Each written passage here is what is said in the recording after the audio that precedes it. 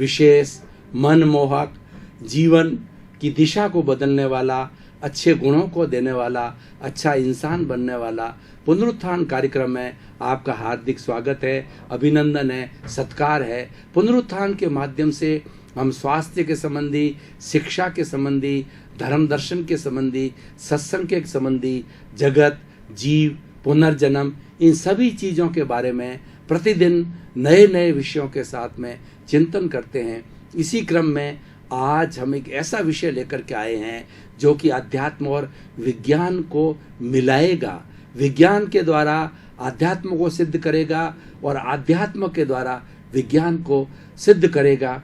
दोनों के अध्यात्म और विज्ञान के अंतर संबंध की बात करेंगे। तो आज हमारा विषय है कर्म और जीन्स का अंतर संबंध, correlation between karma and genes. अब दो ध्रुव है, एक कर्म है और एक जीन्स है। कर्म हमारी आध्यात्मिक धारणा है, कर्म हमारा धार्मिक ग्रंथों का मुख्य बात है, और जीन्स है वो जेनेटिक इंजीनियरिंग का सब्जेक्ट है। इन दोनों को पहले हम अच्छी तरह से समझेंगे और फिर ये एक दूसरे के अंदर कैसे सहयोगी होते हैं, इनका आपस का कोरिलेशन किस तरीके से है, इनका इंटर रिलेशन किस तरीके से है, इनकी ब्लेंडिंग कैसे होती है, एक दूसरे को कैसे प्रभावित करते हैं, और प्रभावित होने से अध्यात्म और विज्ञान दोनों मिलकर के हमारी जीवन का जो क्रम है, हमारा कर्म उदय में आना और उदय में आकर व्यवहार करना, उसको दोनों का एक ही उद्देश्य है, दोनों मिलकर के होलिस्टिक होते हैं, वह उस विषय को परिपूर्ण करते हैं। कर्म की बात करें तो कर्म जो आत्मा में विश्वास करता है, जो व्यक्ति आस्तिक है, वह हर दर्शन, हर व्यक्ति कर्म में विश्वास करता है। कर्म के लिए कर्म रज, पुण्य पाप और अदृश्य देव इत्यादि कई कई नामों से पुकारा जाता है। कर्म हमारी आत्मा के साथ में एक अशुद्धि है, कर्म रज के रूप में है। इसी कारण से हमारी आत्मा शरीर में जकड़ी होती है, जिसको बद्ध आत्मा कहते हैं, और विशेष तपस्या के द्वारा, विशेष साधना के द्वारा अगर इन कर्मों को अलग कर देते हैं तो कर्म इस सृष्टि के अंदर वापस चला जाता है और आत्मा विशुद्ध होकर के मोक्ष का स्थान ग्रहण कर लेती, यानी दोनों अपनी अपनी शुद्ध अवस्था के अंदर चले जाते हैं। और कर्म के लिए कहा जाता है as you sow so you will reap, जैसा बोओगे वैसा काटोगे। Whatever causes you have created it will give effect in the coming births. पुनर्जन्म की बात कर्म के अंदर आई है कि जो आपने पूर्व भोग के अंदर अच्छे बुरे कार्य किए हैं, वो पुण्य पाप के रूप के अंदर, इफेक्ट के रूप के अंदर वो आपको इस जन्म के अंदर मिलेंगे, और उसी के अनुरूप जो है आपका जीवन बनेगा, उसी के अनुरूप आप जो है वो प्राप्ति करेंगे, चाहे धन की प्राप्ति हो, पद की हो, प्रतिष्ठा की हो, सुख की हो, धन की हो, दौलत की हो, परिवार की हो, सभी कर्माधीन है। अगर मैं कर्म को कहूँ कि कर्म इस सृष्टि का ईश्वर है तो कोई अतिशयोक्ति नहीं होती है, क्योंकि कर्मों के लिए कहा गया है कि पूरे विश्व के अंदर ऐसी कोई महान शक्ति नहीं है, ऐसा कोई देवता नहीं है, ऐसी कोई सुप्रीम पावर नहीं है जो व्यक्ति को लाभान्वित कर सके, सुखी बना सकते, सिर्फ कर्म ही बना सकते हैं। और इसके विपरीत बात करें तो इस सृष्टि के अंदर ऐसा कोई सुप्रीम बीइंग, ऐसी कोई सुप्रीम आत्मा, ऐसा कोई शक्ति, ऐसा कोई ईश्वर नहीं है 33 करोड़ देवी देवताओं में से जो कि आपको दुख दे सकते हैं। आपके दुख जो है वो ही कर्म ही आपको दुख देते हैं। भाई और बहनों, दर्शकगण, श्रोतागण, मैं आपको एक उदाहरण के द्वारा बताना चाहता हूँ कि 1000 गायें खड़ी है उसमें से एक गाय ने नए नए बछड़े को जन्म लिया और उस बछड़े को वो जो है वो दूध जो है पिला रही है, उस दूध पी रहा है वो बछड़ा उसको। अब उस बछड़े को हम दूर छोड़ देते हैं जहाँ उसकी माँ गाय दिखाई नहीं देती है।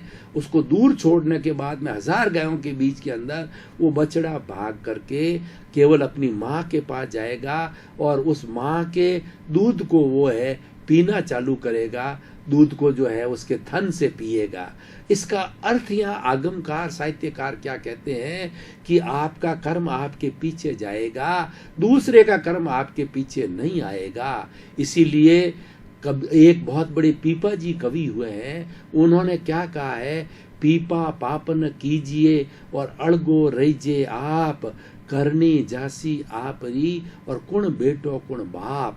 यानी कर्म अच्छे करो, ये कर्म ही तुम्हारे साथ चलेंगे और जब कर्म का प्रभाव मिलेगा उसका कोई भी भागीदार तुम्हारे परिवार का बेटा पत्नी आपकी बहू या कोई भी आपका पोता पोती कोई भी उसका भागीदार नहीं बनेगा, वो आपको ही कर्म भुगतना पड़ेगा। इसीलिए कहा गया है को सुख को दुख देत है कर्म देत झकझोर, उर्जत सुरजत आप ही और ध्वजा पवन के फेर।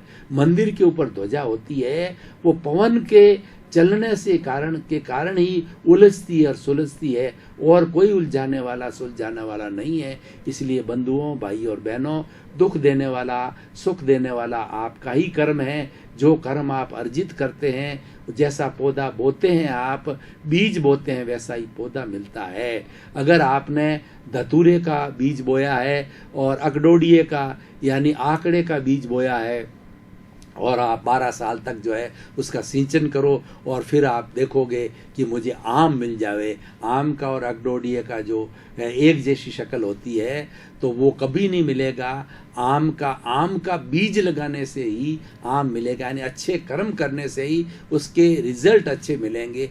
जैसे कॉज होंगे वैसे इफेक्ट होंगे। इसीलिए कर्म थ्योरी ये कहती है कि जब कभी अध्यात्म ये कहता है कि व्यक्ति कर्मों को मन वचन काया के द्वारा कर्मों को अर्जित कर देता, और कर्म फिजिकल मॉलिक्यूल्स हैं, फिजिकल पार्टिकल है। जो इस सृष्टि के अंदर 2 तरह के पार्टिकल्स होते हैं, एक तो अष्टस्पर्शी होते हैं और एक चतुस्पर्शी होते हैं। अष्टस्पर्शी होते हैं वो दिखाई देते हैं, आंखों से देखे जा सकते हैं, माइक्रोस्कोप से देखे जा सकते हैं, और उनके मिलने को अणु कहा जाता है। और बहुत से परमाणुओं से मिलने से अणु होता है, और अणुओं के मिलने से ही ये सृष्टि के लिए चट्टानें बनती है, मकान बनते हैं, भवन बनते हैं, ब्रिज बनते हैं, सड़कें बनती है। वो सारा रूप जो है परमाणुओं से अणु का मिला और अणु के मिलने के बाद में उस चीज़ का होता है। और एक होते हैं चतुस्पर्शी। चतुस्पर्शी वो होते हैं जिसके अंदर वो पुद्गल तो होता है, वर्ण गंध रस स्पर्श अष्ट प्रदेशी में भी होते हैं, चतुस्पर्शी में भी होते हैं, लेकिन इसके अंदर चतुस्पर्शी के अंदर क्या है, उसका मासलेस पार्टिकल विज्ञान की भाषा के अंदर कि उसका कोई भी भार नहीं होता है। इसी कारण ये हमारी आत्मा के साथ में कर्म शरीर के रूप के अंदर अनादि अनंत काल से साथ लगे रहते हैं। इसको कर्म शरीर कहते हैं। इसीलिए हमारी आत्मा जब एक शरीर को छोड़ करके दूसरे शरीर के अंदर जाती है तो इस कर्म शरीर को साथ में ले जाती है, और इसको धक्का देने वाला, मूवमेंट करने वाला वो तेजस शरीर होता है। तो तेजस शरीर और कार्बन शरीर और आत्मा, ये तीनों जाती है जब बद्ध आत्मा होती है। और जब शुद्ध आत्मा हो जाती है, शुद्ध आत्मा का मतलब ये तेजस शरीर और कार्बन शरीर विलीन हो जाता है, समाप्त हो जाता है। किसी तरह का पुद्गल पार्टिकल आत्मा के साथ में अशुद्धि के रूप में, कर्म के रूप में नहीं होता है। संपूर्ण निर्जरा हो जाती है, डिटैचमेंट हो जाता है, तब आत्मा शुद्ध होकर के मोक्ष जाती है। वरना ये 84 लाख जीवा योनि में तेजस शरीर के माध्यम से और कार्बन शरीर एक वेयर हाउस है, एक स्टोर है, एक चिट्ठा है, एक पूरी कैलकुलेशन है जो कर्मों की। अब जो है कर्मों का वर्गीकरण करें तो जैन धर्म का यहाँ संदर्भ देना चाहूँगा कि जैन धर्म में कुल 8 तरह के कर्म बताए गए हैं। यानी हमारी आत्मा के ऊपर 8 तरह के पर्दे हैं। ज्ञानावर्णीय कर्म, दर्शनावर्णीय कर्म, वेदनीय कर्म, मोहनीय कर्म, आयुष्य कर्म, नाम कर्म और गोत्र कर्म। ये 8 तरह के पर्दे हमारी आत्मा पर लगे हुए। मैं भाई और बहनों दर्शकगण आपको एक उदाहरण के द्वारा बताना चाहता हूँ कि जो बड़ा तुम्बा होता है, जो हमारे साधु महात्मा फक्कड़ होते हैं तुम्बी बनाते हैं, उसके भीतर का गुदा निकाल करके उसको एकदम खोखला कर देते हैं, उस तुम्बी में वो पानी भरते हैं। उस तुम्बी वह खोखली होने के कारण अगर पानी के अंदर उसको डाल दिया जाए तो पानी में तैरने लग जाती है। तो क्योंकि वो हल्की होती है, जो हल्का होता है तैरता होता है, यानी हल्का होने पर वो ऊर्ध्वगामी होता है और भारी होने पर वो अधोगामी होता है, डूब जाता है। अब आप देखिए उस खोखली तुम्बी के ऊपर सबसे पहले एक हम गोबर का या कोई भी हमारे प्लास्टिक का जो है एक लेप चढ़ाते हैं। अब उस लेप को सुखा करके दूसरा लेप चढ़ाया, तीसरा चढ़ाया, चौथा चढ़ाया, पांचवा चढ़ाया, छठा चढ़ाया, सातवां चढ़ाया और आठवां चढ़ाया। इस तरीके के हमने 8 लेप करके उस तुम्बी को हर बार हर लेप के साथ में पानी में डाला तो धीरे धीरे धीरे धीरे वो पानी में जाने लगी, तैरने की बनिस्बत उसके अंदर पानी भरने लगा, वो नीचे की ओर जाने लगी और पूरी 8 परतें लगाई तो वह तुम्बी जो है वो पानी के अंदर डूब गई, यानी वो भारी हो गई। ठीक उसी तरीके से हमारी आत्मा के जो 8 तरीके के 8 गुण हैं उनके ऊपर पर्दा डालता है। ज्ञानावरणीय कर्म क्या करता है कि हमारा जितना ज्ञान है उसके ऊपर आवरण डालता है। इसीलिए ज्ञानावरणीय ज्ञान के ऊपर आवरण डालने को, पर्दा डालने वाले को ज्ञान जो है खुला नहीं। आत्मा स्व पर प्रकाशक है, आत्मा एक पूर्ण सूर्य के समान है, लेकिन आत्मा के ऊपर अगर बादल आ जाते हैं तो सूर्य दिखाई नहीं देता है। तो ये एक तरीके 8 तरह के बादल है जो कि आत्मा के साथ आए हुए होते हैं। इन बादलों के अंदर ज्ञानावरणीय कर्म के रूपी जो बादल होता है, पर्दा होता है, ज्ञान के ऊपर आवरण डालता है। व्यक्ति मति भ्रष्ट होता है, उसको ज़्यादा चीज़ याद नहीं रहती, वो एक्सप्रेस नहीं कर पाता है ज्ञान के बारे के अंदर, वो मतलब एक पशुवत व्यक्ति रहता है। और या ज्ञान भी होता है बहुत आंशिक रूप से होता है, वो प्रतिभाशाली नहीं होता है। ये ज्ञानावरणीय क्रम है। अब ज्ञानावरणीय कर्म क्यों बनता है, कैसे बनता है और कैसे खुलना चाहिए, ये अलग विषय है, क्योंकि ये विषय लंबा कर देंगे तो जेनेटिक इंजीनियरिंग का विषय भी लेना है और जीन्स को इसके साथ जोड़ना, इसलिए इतना समय नहीं है। भाई और बहनों, दर्शकगण, श्रोतागण, काफ़ी लंबे समय से हम विवेचन कर रहे हैं। अब थोड़ा तरोताज़ा होने के लिए ब्रेक की आवश्यकता है, इसलिए थोड़े समय के लिए हम ब्रेक ले रहे हैं। ब्रेक के बाद पुनः हाजिर होंगे।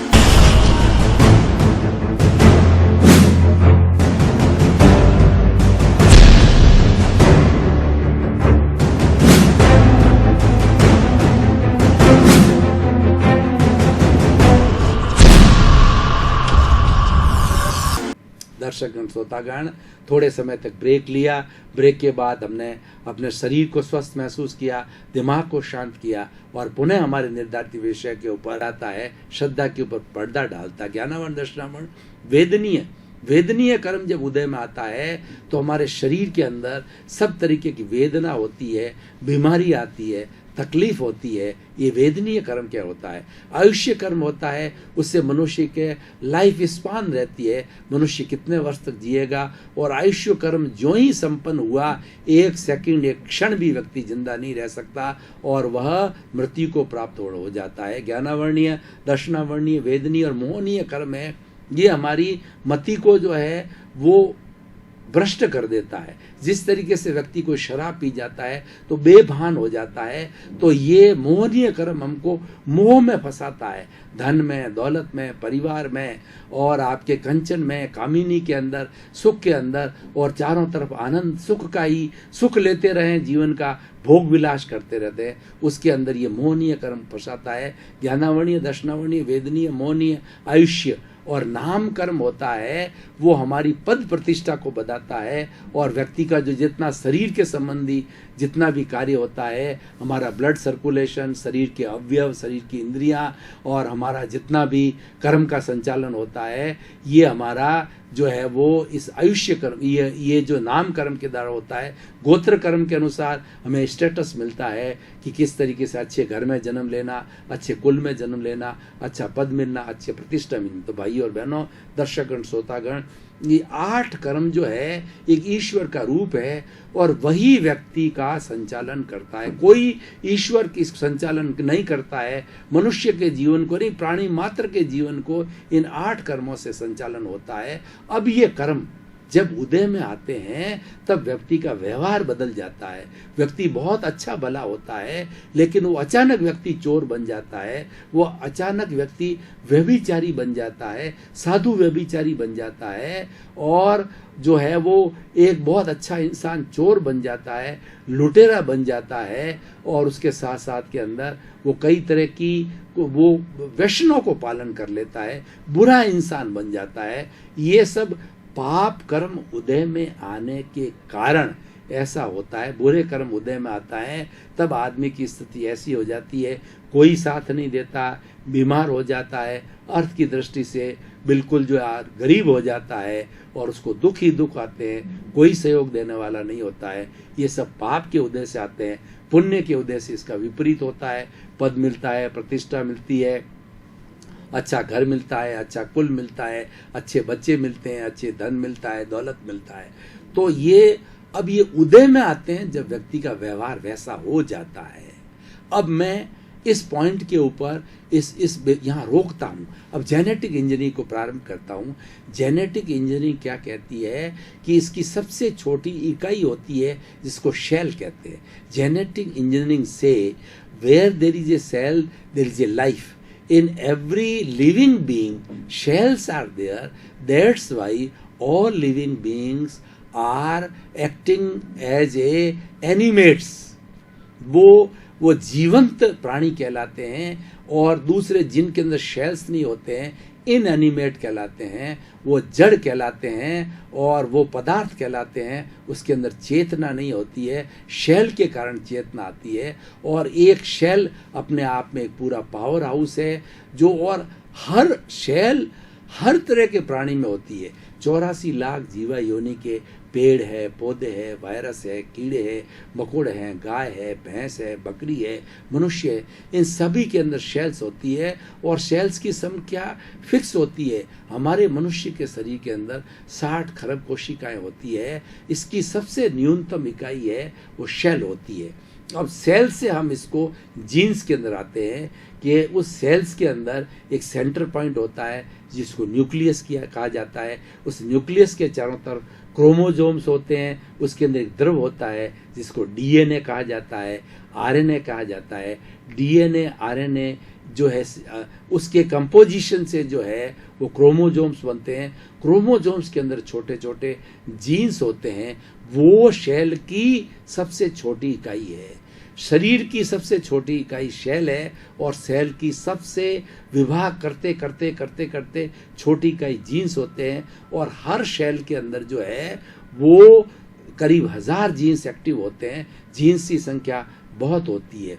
अब देखिए मनुष्य की हम बात करें तो स्त्री और पुरुष है, उसके अंदर 22 जोड़े जो होते हैं वह पेयर्स होते हैं। हमेशा जो जीन्स होते हैं क्रोमोजोम के अंदर, एक क्रोमोजोम के अंदर 22 पेयर जो होते हैं वो मनुष्य की भी होते हैं, स्त्री की भी होते हैं। 23वां जो पेयर होता है वो एक्स और वाई का होता है। मनुष्य के अंदर, मादा के अंदर दोनों एक्स होते हैं, और मादा मनुष्य के अंदर, पुरुष के अंदर और मादा के अंदर दोनों जो जीन्स होते हैं वो वाई के होते हैं।